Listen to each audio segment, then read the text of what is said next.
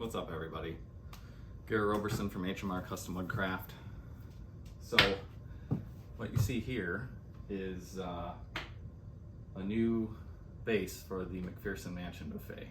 You might be asking yourself, why are you doing that? Because you already built one. Well, when I was working on finish samples for this project, I was standing in front of the old base that was upright on my workbench here, and I was looking at it for at least an hour or more, and I noticed that one of the sides was higher than the other. So when it was standing like this, when it was standing up like that, this side, which we'll just call the right side, was about 1 inch taller than that side. And I also noticed that my center line, which I don't know if you can see or not, I have center lines everywhere. My center line on the bend was shifted to the right about 1 inch. So the whole thing was just kind of wonky. And because of that, and because I kind of just refuse to half-ass anything, I am redoing it. Thankfully, I have enough of this ply, which is a birch pre-finished ply, and enough of the raw, or just I guess no finish, 13 ply birch, kind of the Russian birch ply, whatever you want to call it. I have enough of that to build 2 more. So I cut this out last night. I quadruple checked every measurement, every dimension. It is now exactly perfect, at least as far as this radius being centered, not being higher on one side than the other, all that kind of stuff. Also, I made it a little deeper. I wasn't totally happy with the depth of that one.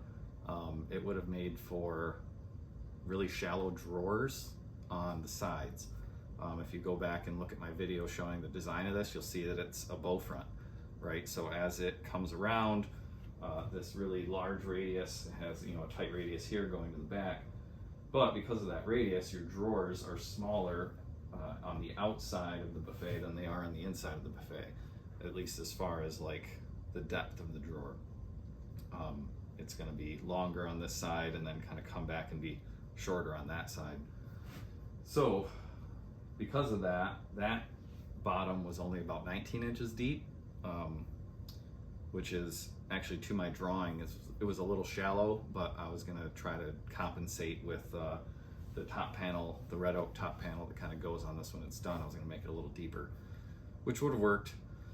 But like I said, it was all cattywampus. So because of that, I was also going to try to figure out how to manipulate that top piece, and then I went down a rabbit hole of I don't want to do this because I don't want it to suck. So I made a new one, and then I made it 2 inches deeper.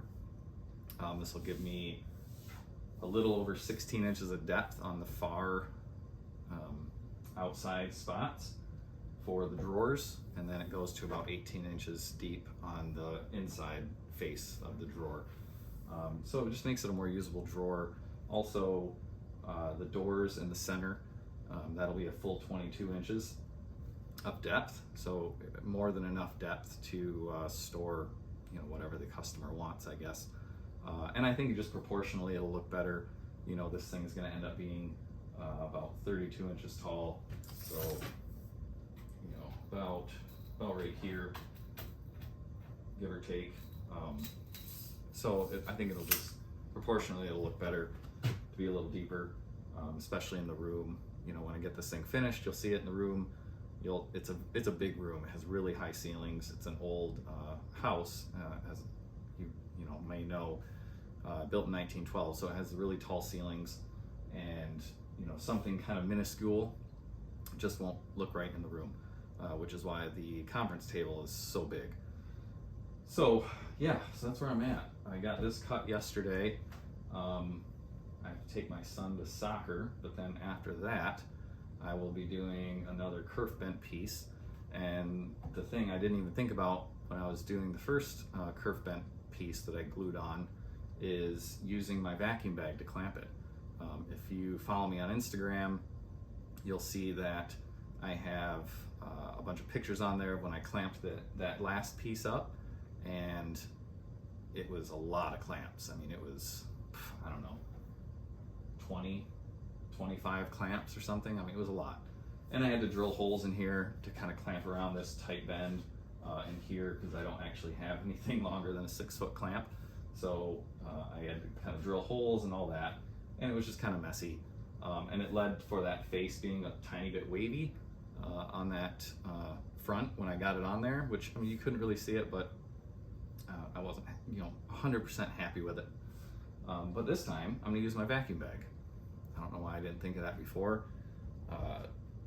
I have this vacuum bag, everything fits in there just fine, and I can glue this up, put it in the vacuum bag, suck it down for an hour, and be good to go.